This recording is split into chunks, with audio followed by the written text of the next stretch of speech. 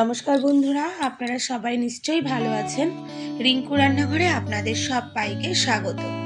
বন্ধুরা, আজ আমি তৈরি করব সর্ষে শাক ভাজা। এই শীতে সর্ষে শাক ভাজা খেতে কিন্তু ভীষণই ভালো লাগে। কিভাবে সর্ষে শাক ভাজলে খেতে বেশি ভালো লাগে সেটাই আজ আমি আপনাদের করে দেখাবো। চলুন তাহলে দেরি না করে শুরু করি আমার আজকের রেসিপি। আশা করি আপনারা আমার সাথে শেষ পর্যন্ত থাকবেন। এখানে আমি প্রায় 2 আটির মতো ফ্রেশ সর্ষের শাক গোড়ার দিকটা কেটে শুধু পাতাগুলো নিয়ে বেশ কয়েকবার ভালো করে ধুয়ে নিয়েছি। এখন পাতার যে অংশটা মোটা ডাটার মতো থাকে সেটা পাতা থেকে ছাড়িয়ে নেব। এইভাবে ছাড়িয়ে ডাটার মতো অংশটা আমি ফেলে দেব। বন্ধুরা, এটা ফেলে না দিলে একসাথে যদি কুচিয়ে এটা ভাজা হয় তবে এটা সেদ্ধ হতে যেমন দেরি হয় তেমনি আবার খাওয়ার সময় কচকচ করে। তাই আমি যখনই সর্ষের শাক ভাজি তখন এই ডাঁটাটা ফেলে দিই। সর্ষের শাকগুলো ভালো করে বেছে নিয়ে এখন খুব ভালো করে কুচিয়ে নেব। যতটা সম্ভব ভালো করে কুচিয়ে নিলে তবে ভাজাটাও বেশ ভালো হয়।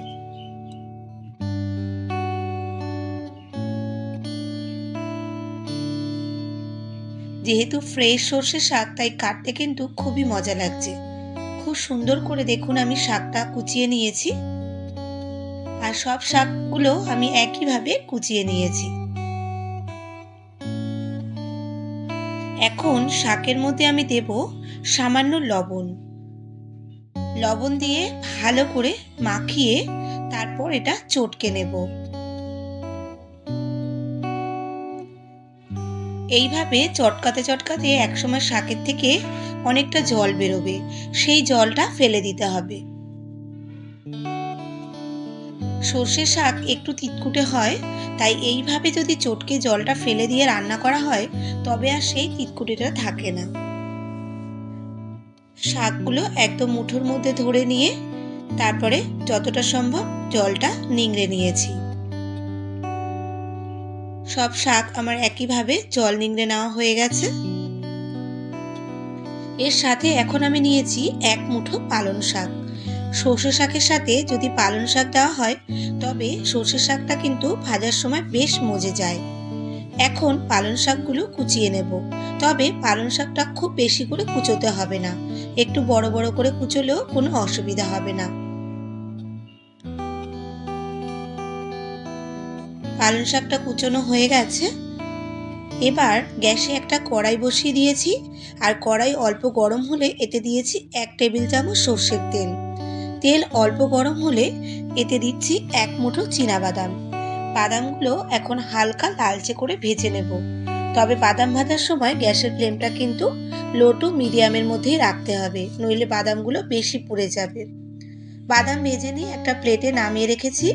এরপর ওই তেলের মধ্যে আরও একটু তেল অ্যাড করে তেলটা ভালো করে গরম করে নিয়েছি। গ্যাসের ফ্লেমটা লোতে রেখেই আমি 1/2 চামচ কালো জিরে দিয়ে দিয়েছি, আর দিচ্ছি 2টো শুকনো লঙ্কা, সাথে দিয়েছি 4টে চেরা কাঁচা লঙ্কা। ফোড়নটা খুব সুন্দর ভাজা হয়ে একটা সুন্দর স্মেল বেরোলে তখন এতে দিচ্ছি 8-10 কোয়া রসুন। রসুনগুলো সামান্য ছেঁচে দিয়েছি যাতে ফ্লেভারটা খুব ভালোভাবে বের হয়। তারপরে দিয়েছি 2টো মাঝারি মাপের পেঁয়াজ কুচি। এখন রসুন ও পেঁয়াজ ভালো করে ভেজে নেব। এই সময় গ্যাসের ফ্লেমটা হাইতে রেখে কন্টিনিউ নাড়াচাড়া করে পেঁয়াজটা ভাজতে হবে। বন্ধুরা, কেমন লাগছে আমার আজকের এই রেসিপি কমেন্ট করে কিন্তু অবশ্যই আমাকে জানাবেন। আর আমার যেসব বন্ধুরা এখন আমার চ্যানেলটি সাবস্ক্রাইব করেননি তাদের কাছে আমার রিকোয়েস্ট, আপনারা আমার চ্যানেলটি সাবস্ক্রাইব করে আমার পাশে থাকবেন এবং পাশে থাকা বেল আইকনটি ক্লিক করে দেবেন যাতে আমার পরবর্তী ভিডিও নোটিফিকেশনটি আপনার কাছে সবার আগে পৌঁছে যায়। বন্ধুরা, পেঁয়াজ ভালো করে ভেজে নিয়ে সর্ষে শাক এবং পালং শাক এর মধ্যে দিয়ে দিচ্ছি। তারপর এতে অ্যাড করছি 1 চা চামচ হলুদ। সবকিছু এখন ভালো করে মিশিয়ে নেব।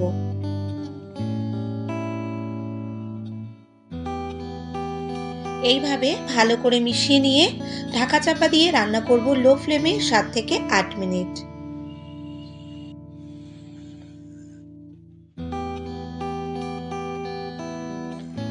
বন্ধুরা, লো ফ্লেমে এইভাবে শাক রান্না করলে শাকের থেকে যে জলটা বেরোবে আর তাতেই শাকটা বেশ ভালোভাবে সিদ্ধ হয়ে যাবে। 7-8 মিনিট পর একটু নাড়াচাড়া করে নিচ্ছি। দেখুন শাকটা অনেকটাই কমে গেছে, এটা অনেকটা সেদ্ধ হয়ে গেছে। এখন আমি আবার একটু ঢাকা চাপা দিয়ে রান্না করব 5-7 মিনিট।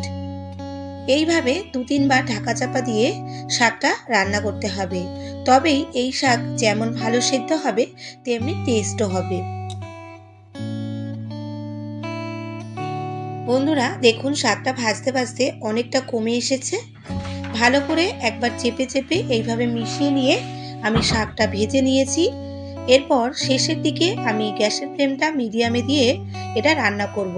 আর এই সময় এতে অ্যাড করছি ভেজে রাখা বাদাম, সামান্য চিনি ও স্বাদমতো লবণ।